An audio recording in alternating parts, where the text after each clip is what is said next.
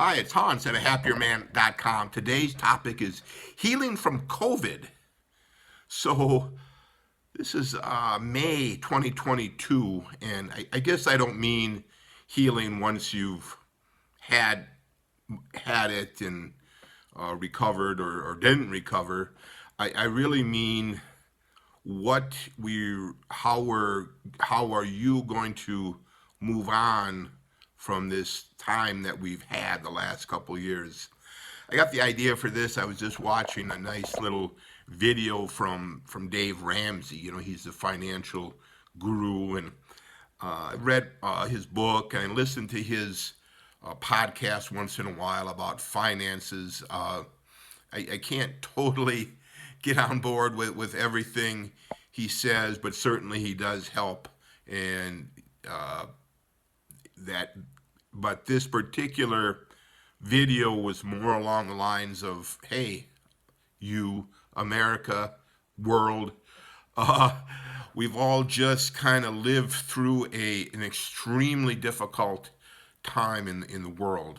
It was kind of beyond what we've ever faced before, at least most of us in our lives, you know, unless we were very old and lived through like the World War II or the Great Depression. You know, I guess I doubt that anyone was alive and who was in World War One, but this was because it affected, you know, it affected everyone.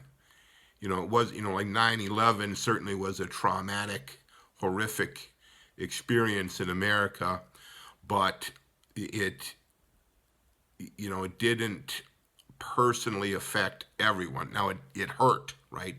But let's just go focus on the COVID, right? That's our most recent uh, thing, event, or series of events or significant period in time where we were all seriously affected. So Dave and the fellow who was talking, and they were trying to get to the point that they were trying to suggest that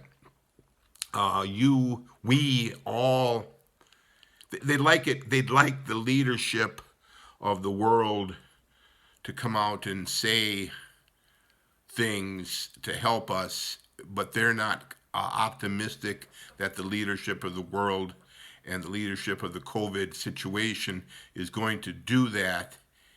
But so perhaps we individually can do that. Now, I personally have tried to minimize my thinking about it. My view is you don't stay healthy by focusing on illness. So my focus was on health, getting enough sun, getting enough sleep, taking vitamin D, vitamin C, fish oil, multivitamins, creatine, testosterone replacement therapy, eating more meat, trying to eat better. But and all of that certainly helped. All that certainly helped me. I think I did have it early on in maybe 2020, and I was vaccinated, but I haven't, let's say, gone overboard in the worry about it.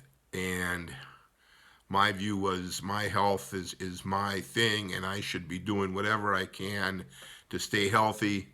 Now, certainly, I did drink a lot more than I ever have. Yeah, that was what I did kind of in the evenings to kind of get through the evenings. There was like a boredom of life. I watched a ton more TV than I ever have.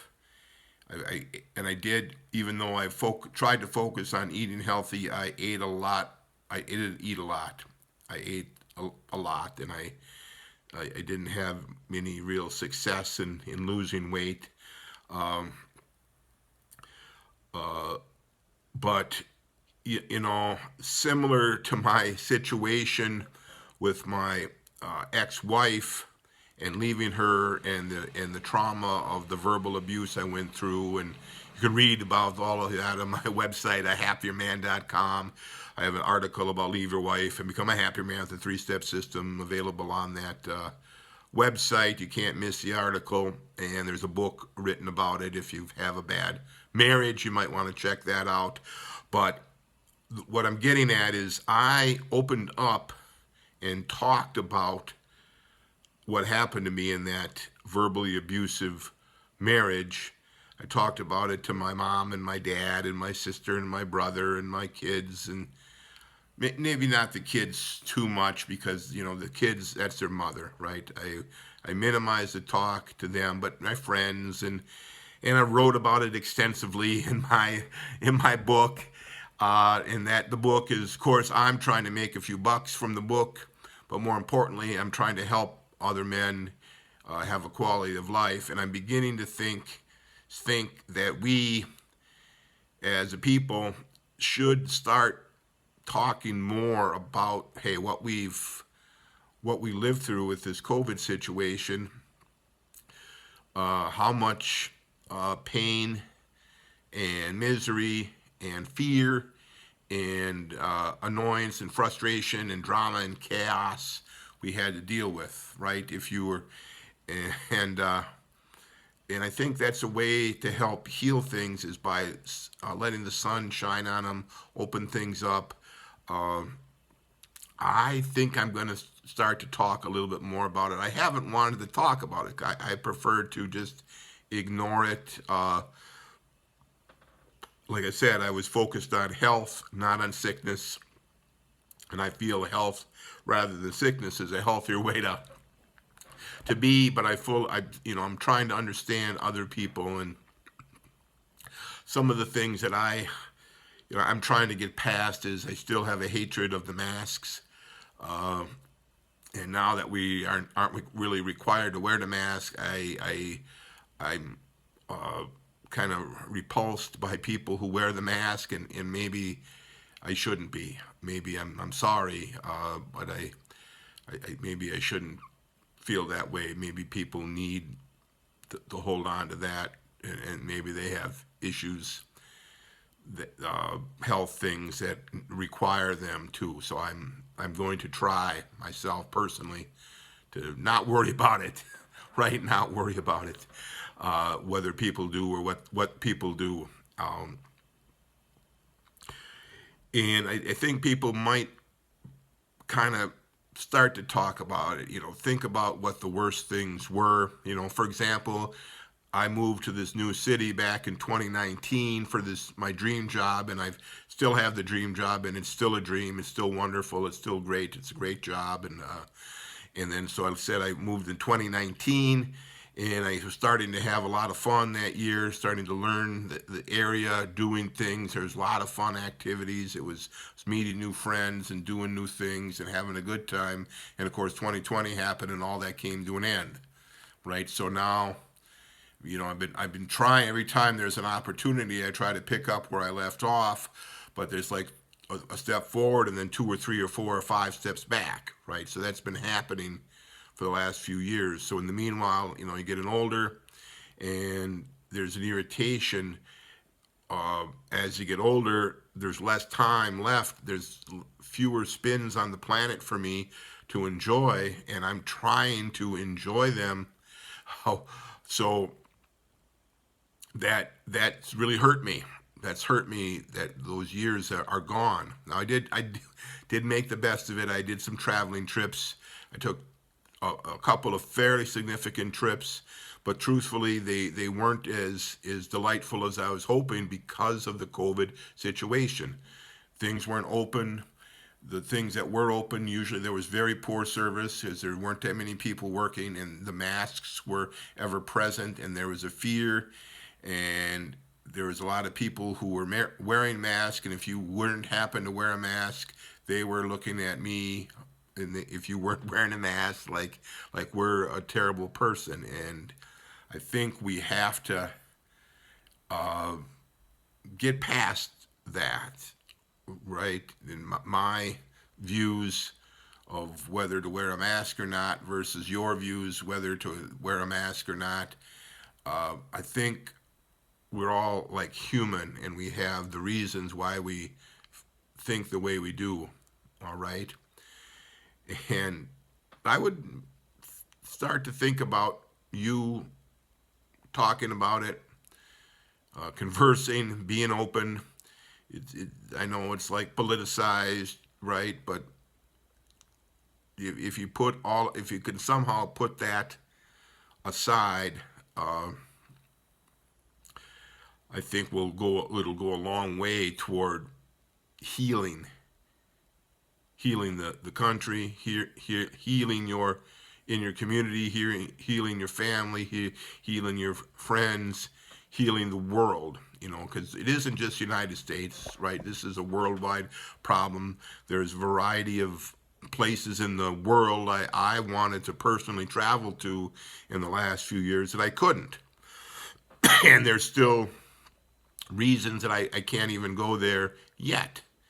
Even though they're somewhat open, there's still reasons that I cannot go.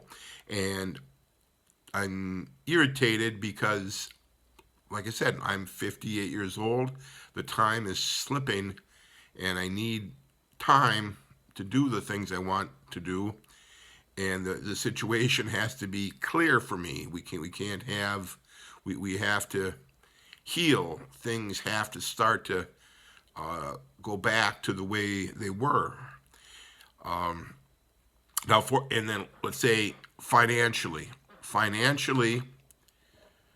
I think I basically have made some improvements in my finances. I haven't had to spend as much money on fun, for one thing, and I did keep my good dream job. I had no layoffs. I had none of that. I mean, certainly at the beginning, there's a little bit of worry of what's going to happen, but the kind of work I do is all computerized, so I didn't need to be laid off. And for the people who were laid off, man, that's just I can't. I feel for you. You're going to be hurting, and I know there was extra unemployment benefits that you gained, but that still doesn't. You're still worried about work, right? And now things are kind of there's employment opportunities, but still, when you've been less employed for a few years, you're still going to be. It's going to take time. Like when I talk to my kids about this situation, I tell them, this is going to take years. This is going to take years of time for us as people to kind of recover from it. It took us years to recover from 9/11, and I'm not sure that we're totally recovered from that yet. It took us years to recover from the stock market crash and the real estate crash of 2007 and 8. And I'm not sure that we're recovered from it. It takes a long time. The trauma and the physical pain from these massive events, you just don't get over it. You just don't bounce back immediately. Getting back to my marriage situation, I left my wife in 2007. It's 2022. It's 21 years later. I'm not healed from that. I'm not totally healed. I'm healing, and I'm a happier man, and I'm healing, and I'm making as much of a good life for myself as I can, but I cannot say that I'm healed. It was a massive part of my life was just torn, and things happened to me that they can't be undone, right? So the COVID things happened to us on a massive scale, and those things cannot be undone. They're done. It's like having an extremely severe injury, and you may heal and be able to, you break your leg in 20 places, and they may be able to surgically repair that leg, and you may heal, you may be able to walk again, but are you going to have that full use of that leg like you did before that injury? No, you're not, right? Like, I'm not going to have the full use of my self because of the marriage and the verbal abuse and the trauma and the setting back of my life by decades. I just don't. And we, as a people, with the COVID, have set ourselves back by years. And I would venture to say we've set ourselves back just enormously. The pain has been fierce, and it's going to take a long time to recover. You know, some people are never going to recover from this. Let's face it. There are going to be people who will never recover from what happened. Just like when, if you're in a bad marriage, you may never recover from it. If you're in a bad car accident, you may never recover from it. If something gets totally screwed up in your life, you may never recover. But I would go with the optimistic side and say I can start to recovering, right? So as you're recovering, your life is going to get better. And the more you can work persistently toward recovering, the better your life is going to be. And I just wouldn't expect it to go back, snap back to where it was right before all of this happened, right?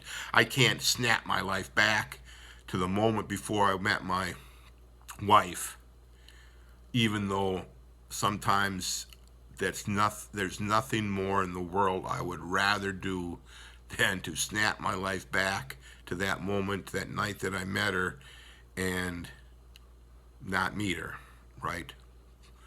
But just as that can happen to me, snapping our lives back to be prior to COVID times, it isn't going to happen.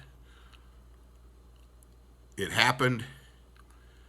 We have to start to recover, and this is, let's say, my little part in trying to help us start to recover. So give that idea some thought, all for now.